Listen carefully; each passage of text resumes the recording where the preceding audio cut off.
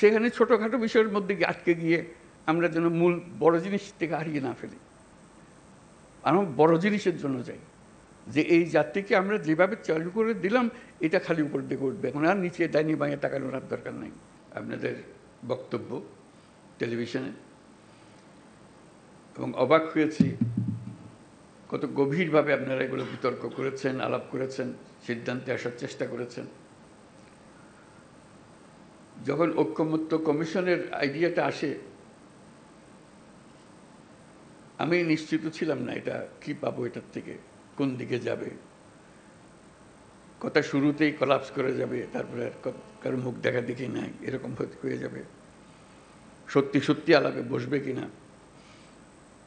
কারণ এটার কোনো নজির নাই। ঐকমত্য কমিশন এটা তাৎক্ষণিকভাবে একটা সিদ্ধান্ত। প্রফেসর আলী রিয়াজকে দায়িত্ব দিলাম যে তুমি এটা পরিচালনা করবে। সেও সাহস দিল যে হ্যাঁ আমরা চেষ্টা করে দেখি। এই যে একটা প্রচেষ্টা, একটা নতুন প্রচেষ্টা, এটা কোনো টেক্সট বই থেকে বের করে একটা জিনিস না, এটা আমাদেরই বর্তমান পরিস্থিতিকে উপলক্ষ করে আমাদের একটা সমস্যা সমাধানের পদ্ধতি হিসেবে চেষ্টা করে দেখলাম। কিন্তু এখন আজকে এই দীর্ঘ পথ অতিক্রম করার পরে আপনাদের কথা শুনে আমি সত্যিকারভাবে শিহরণ অনুভব করছি, অভিভূত হয়েছে যে এতগুলো জিনিস আপনারা এত গভীরভাবে বিবেচনা করেছেন এবং সিদ্ধান্তে এসছেন, ভবিষ্যতের জন্য প্রস্তুতি নিচ্ছেন। এটার কত নজির নাই। কাজে এটা শুধু বাংলাদেশের অভিজ্ঞতা বলে থেকে যাবে না, এটা অন্যান্য দেশও লক্ষ্য করবে আমরা কি পদ্ধতি অবলম্বন করেছিলাম যে এটাতে গেছি, এটা নজির হিসেবে থাকবে।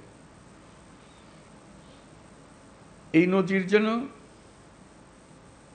খুদ বলা নজির না হয়, এটি আমার আবেদন।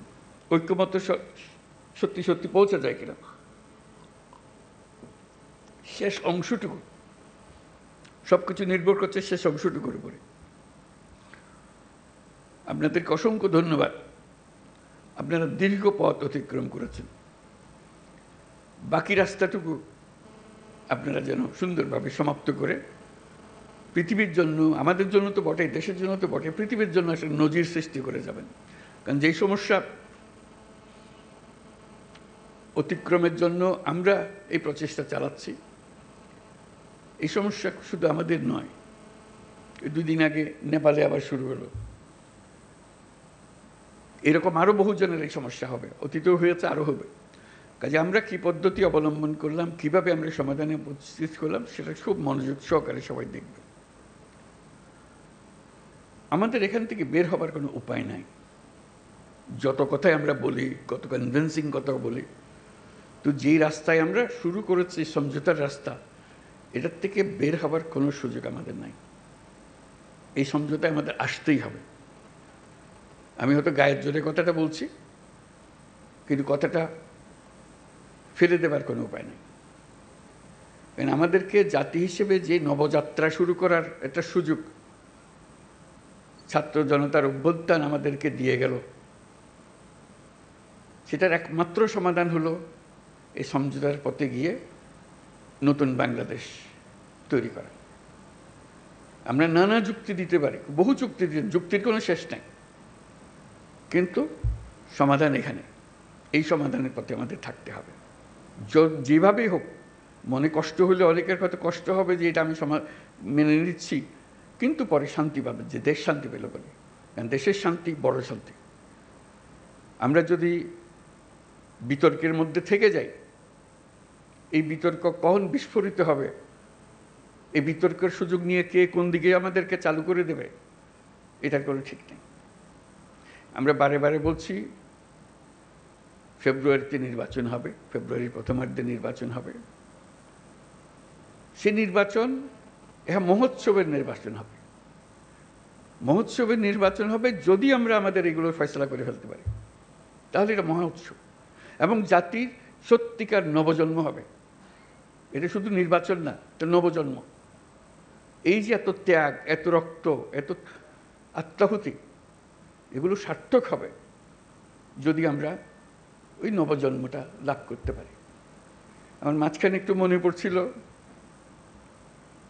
আলাদিনের প্রদীপের কথা। আলাদিনের প্রদীপে ঘষা দিলে একটা দৈত্য বেরিয়ে আসে। দৈত্য এসে জিজ্ঞেস করে, কি করতে হবে আমার? এই যে প্রশ্নটা করে, এটার উত্তরে নানাভাবে দেওয়া যায়। বলতে পারে যে আমার জন্য এক কাপ চা নিয়ে আসো, সে চা নিয়ে আসবে। তাকে যদি বলা হয় সারা দুনিয়া আমার কাছে নিয়ে আসো, সারা দুনিয়া নিয়ে আসতো। এখন ছাত্র জনতা অভ্যুত্থানের মাধ্যমে সেই দৈত্য সৃষ্টি করে দিয়েছে আমাদেরকে। আমরা তার কাছে কি চাইব? আমরা কি তার কাছে এক কাপ চা চাইব, নাকি আমাদের দুনিয়া পাল্টে ফেলতে চাইব? এটি হলো আমাদের হাতে। কাজে কোনো বিষয় ছোট আকারে না দেখা, যে আমরা এই জাতিকে একেবারে সমস্ত সম্পূর্ণ ভিন্নভাবে তৈরি করে দিয়ে যাবো, এটি আমাদের হাতে সুযোগটা এসছে। এরা ছাত্র জনতা আমাদেরকে এই সুযোগ দিয়েছে। সেখানে ছোটোখাটো বিষয়ের মধ্যে আটকে গিয়ে আমরা যেন মূল বড় জিনিস থেকে হারিয়ে না ফেলি। আমরা বড় জিনিসের জন্য যাই, যে এই জাতিকে আমরা যেভাবে চালু করে দিলাম, এটা খালি উপর দিকে উঠবে, এখন আর নিচে ডাইনি বাঁয়ে তাকানোর আর দরকার নাই। ওই অংশটা করা। আমাদের এত সংস্কার কেন দরকার হচ্ছে? দরকার হচ্ছে সব পথঘাট বন্ধ করা, স্বৈরাচার আর কোনো দিক থেকে যেন বাইরে আসতে না পারে আমাদেরকে। এইটি আর কিচ্ছু না, বাকিটা আমরা জানি। স্বৈরাচারের রাস্তাগুলো বন্ধ করে দেওয়া, প্রত্যেকটা, কোনো দিক থেকে সে যেন আর বাইরে না পারে। তো সেই স্বৈরাচারকে বন্ধ করতে হলে আমাদেরকে সব একমত হয়ে এটা করতে হবে। দ্বিমতের কোনো জায়গা এখানে নাই। আমরা অনেক কথা বলতে পারি, কিন্তু দ্বিমত করে সমাপ্ত করতে পারবো না। আমার একান্ত আবেদন, যখনই আপনি এই সনদ করবেন, কোলাকুলি করে যে হ্যাঁ আমরা একমত হয়ে গেছি, তাহলে নির্বাচন ইত্যাদি সব সার্থক হবে।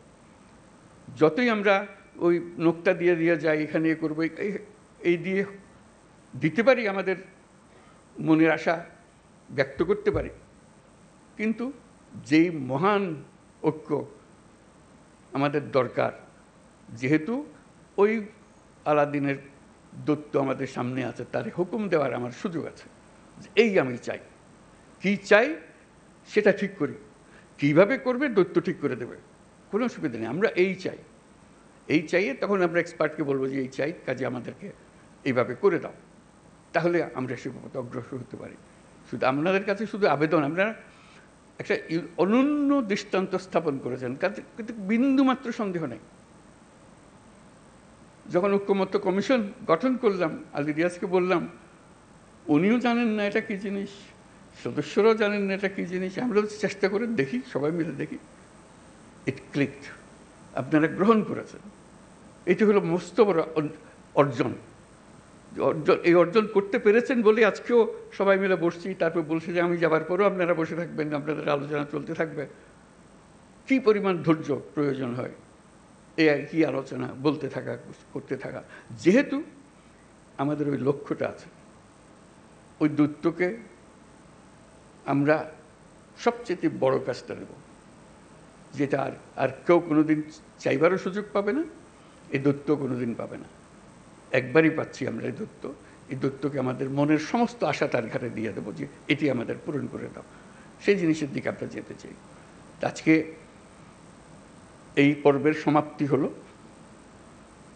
তারপরে এখান থেকে আমাদেরকে নির্বাচন পর্যন্ত কীভাবে নিয়ে যাবেন, যাতে এই উৎসবের মধ্যেই নির্বাচনটা হয়ে যাবে, ভেতরে কোনো রকমের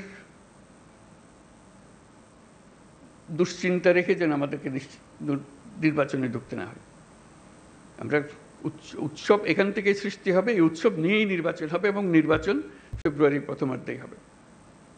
এটা পরিষ্কার করে ভালো। আর বাকিগুলো হলো ডিটেলস। এইটি হলো পথ। আমরা হাইওয়ে বানিয়ে ফেলেছি, এই পথেই আমরা যাব। পথ ঠিক আছে, তারপরে এখন এখান থেকে কোথায় সাইনবোর্ড কী দিতে হবে সেগুলো পরের কথা। আমাদের যাত্রাপথ, আমাদের গন্তব্য পরিষ্কার, এটা পরিষ্কার করে এটা আমার আবেদন। ডিটেলসের ব্যাপারে আপনারা জানেন কি আছে, কি করতে হবে। স্বনির্বন্ধ আবেদন, এটা শুধু আমার একার আবেদন না, সারা দেশবাসীর আবেদন। সবাই চায়, সবাই এটার থেকে মুক্ত হতে চায়। যেই সব জিনিস হয়ে গেছে তার থেকে মুক্ত হতে চায়। সমস্ত পথঘাট বন্ধ করতে চায়, যাতে কোনো জায়গা দিয়ে কেউ কোনো দিক ঢুকতে না পারে, প্রবেশ করার কোনো সুযোগ না পায়।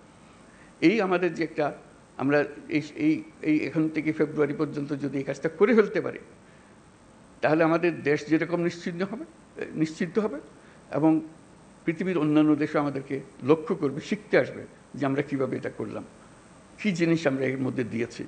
আমরা হয়তো এখনও হয়তো আমরা সবাই বুঝতেছি না এই ঐক্যমত্য কমিশন আমাদেরকে কি দিয়েছে, কি পেয়েছি। 1 বছর পরে যখন এদিকে ফিরিয়ে দেখবেন তখন বুঝতে পারবেন কি মহাকাণ্ড আপনারা করেছেন। 2 বছর 10 বছর পরে যখন অন্যরা দেখবে, তারা অবাক বিস্ময়ে তাকাবে কি কাণ্ডটা আপনারা করেছেন। কাছে এটা যেন নিখুঁত হয়, নির্দোষ হয়, যে এমনভাবে আমরা করব যেটার থেকে একটা নতুন জাতির জন্মগ্রহণ করলো। আপনারা জন্মগ্রহণের এই সূতিকাগারটা তৈরি করে দিলেন, এখন সে তরতর করে এগিয়ে যেতে থাকবে। সেই আবেদন আপনাদের কাছে। এই পর্যন্ত যেটুকু করেছেন, এটা ইতিহাসের একটা স্মরণীয় অধ্যায় রচনা করেছেন, সেই অধ্যায় থাকলো।